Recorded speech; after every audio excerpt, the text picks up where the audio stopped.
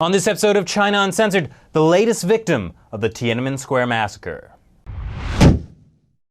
Hi, welcome to China Uncensored. I'm your host, Chris Chappell. Students in China really need to learn to be more appreciative of the Communist Party. I mean, in 1989, they heroically saved the country from a bunch of counter-revolutionaries and criminal elements posing as students. Not only did the party not expect a thank you, they were so humble they didn't want anyone to even mention it, ever.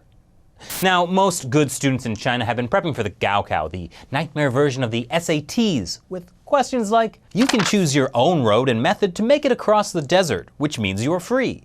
You have no choice but finding a way to make it across the desert, which makes you not free. Choose your own angle and title to write an article that is not less than 800 words. But there were also some bad kids up to no good. Like this young woman, identified by prominent Chinese rights activist Hu Jia as Zhao Huaxu, a soon-to-be senior at Beijing International Studies University. Just this Monday, state-run China News Service reported that she had tried to use Twitter to disseminate criminal methods and illegal information on a foreign website. I barely understand what that means, but I'm sure it was just cause for authorities to detain this 22-year-old college student. So, first of all, Twitter is banned in China. You might want to tweet at PD China, the officially verified Twitter account of the state-run People's Daily, and let them know. Apparently they don't know Twitter is banned there.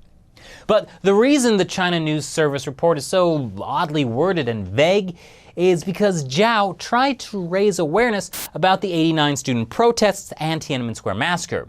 Now, if you don't know, that's a heavily censored topic. They were even censoring the word today around the June 4th anniversary. So how do you report on what she did when you're not allowed to say what she did? Why, you say she was going to disseminate criminal methods and illegal information on a foreign website. Zhao's plan was to use what's called a false base station. It's essentially a portable device that can be purchased cheaply online that sends out mobile phone signals. Typically, they're used to send spam, but Zhao had a different idea.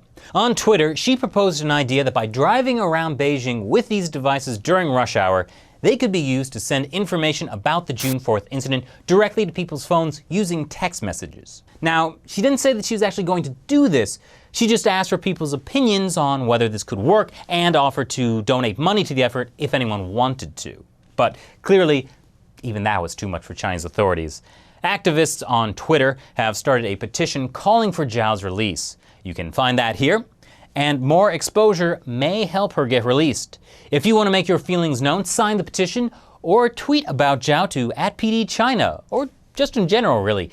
Given how closely they seem to be monitoring Twitter, I think Chinese authorities will get the message. Thanks for watching this episode of China Uncensored. Once again, I'm Chris Chappell. See you next time.